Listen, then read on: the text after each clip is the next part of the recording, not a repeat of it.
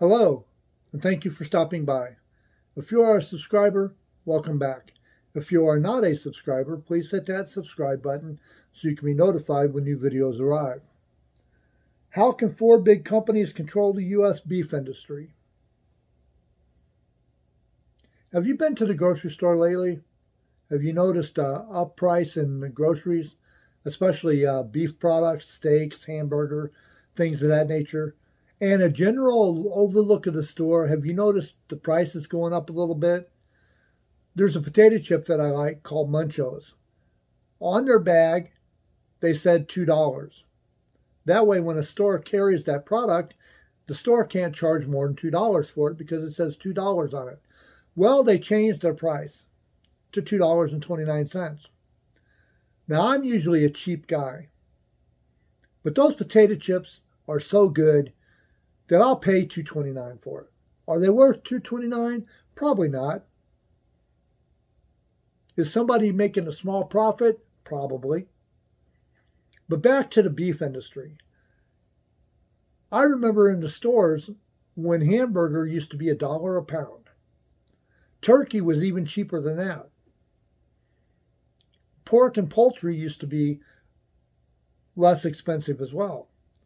You could go into a grocery store and you could get chicken wings at one time for basically nothing. But then chicken wings became really popular at restaurants and everybody started liking them. So the demand went up. Therefore, the price went up as well.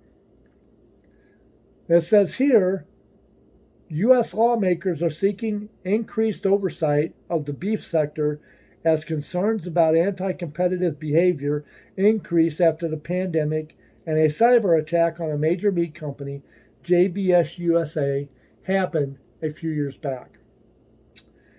Agriculture officials are meanwhile pushing for more processing capacity, and ranchers are opening new slaughterhouses after plant shutdowns highlighted the industry's reliance on large facilities run by four major processors. How concentrated is the U.S. beef sector?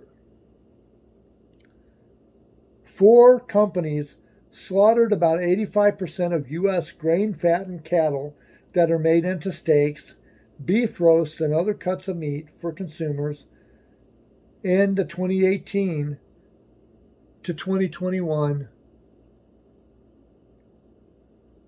year.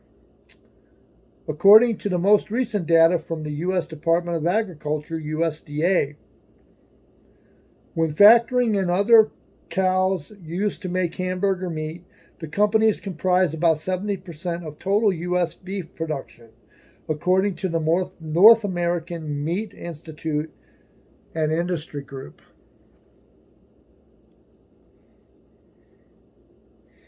Which companies control the sector? You'd be surprised. The four big processors in the U.S. beef sector are Cargill, CARG.UL, a global commodity trader based in Minnesota,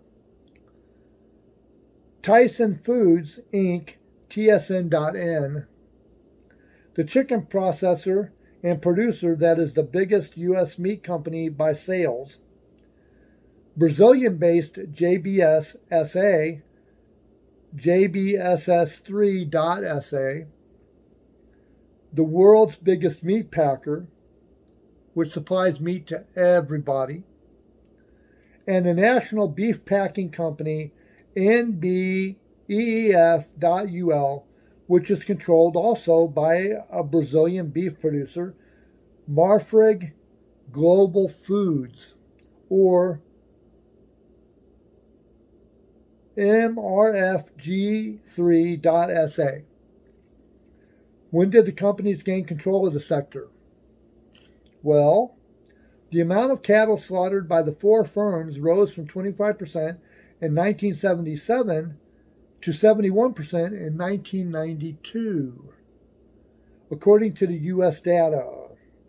A shift toward larger processing plants led to a sharply increased concentration of cattle slaughtering, the USDA said in a 2000 report. That's 20-some years ago. So, why did plants get bigger? Meat packers are able to lower the cost of processing each animal by running bigger operations instead of smaller facilities. In theory, the more you make, the less it should be. In 77, 84% of the U.S. steers and heifers were slaughtered in plants that killed fewer than 500,000 cattle a year, according to the USDA statistics.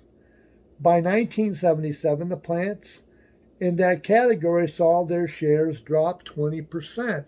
They started producing less meat, which means that less cattle were being bought by the processing plants and being sold to the independent grocery stores and markets and things like that.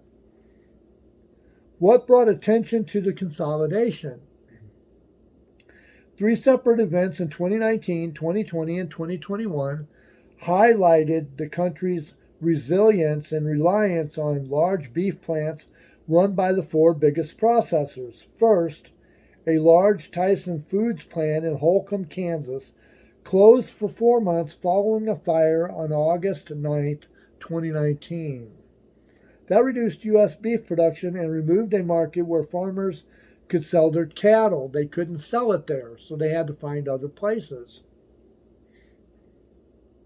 The second disruption occurred as COVID-19 spread last year, causing slaughterhouses nationwide to close to contain outbreaks of the virus among their workers.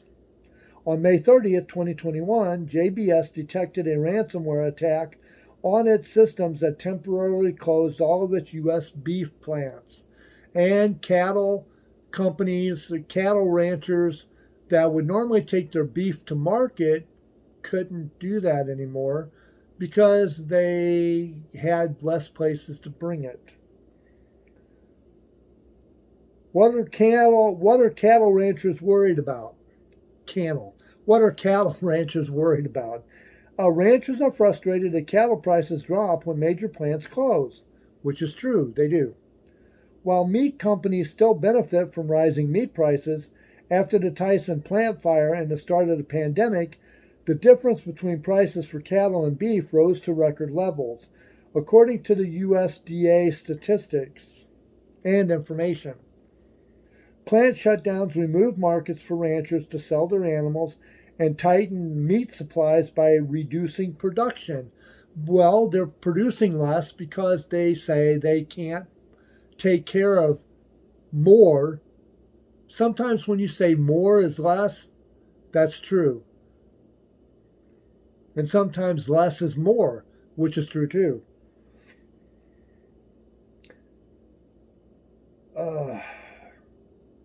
Plant shutdowns remove markets for ranchers to sell their animals and tighten meat supplies by reducing production.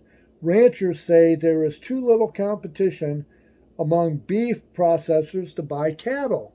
Well, you got the 4 major plants which pushed out all the mom and pop processing plants, and now that they're gone, the 4 want to close down theirs.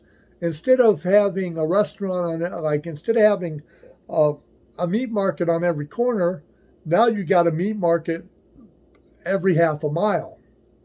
See what I mean? What is being proposed?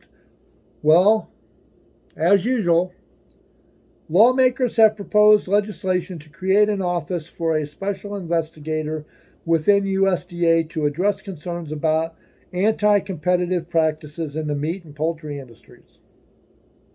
That sounds good in theory, and it sounds great on paper, but I really don't see anything happening. I really don't. Our government and our companies in the United States have found out how far they can push the envelope. They found out just what Americans are willing to put up with and what they're not. And 90% of America will put up with just about anything as long as it doesn't interrupt their day. Sad but true. USDA said it plans to strengthen enforcement of a 100-year-old federal act that's intended to protect farmers and ranchers from unfair trade practices. The agency pledged to support increased processing capacities as part of a $4 billion initiative to strengthen the country's food system. The companies that run the system aren't going to let that happen. The four major corporations, the four major processing companies, they're not going to let somebody come in and steal their profit. No.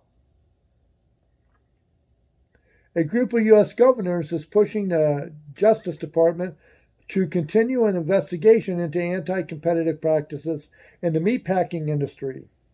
The North American Meat Institute, which represents meat packers, said processors and ranchers benefit from fair and competitive markets. But the North American Meat Institute, which represents meat packers, they represent the meat packers, but if you have less places to buy less meat, your packers are packing less beef going to the market. What do you think? You been to the store lately? Tried to buy a steak and found out that it was going to cost you a new mortgage on your house? Well, I think it's only going to get worse. I really don't see it getting any better. This is the way it's going to be. And the COVID allowed all of this to happen. If you like my videos, give me a big old thumbs up and a like and a subscribe. And if you want to put your 2 cents worth in, put it down in the comments below. I'm going to leave you on this note. Remember, make tomorrow better than yesterday by doing the very best we can today. Have a good afternoon, America, and all points beyond.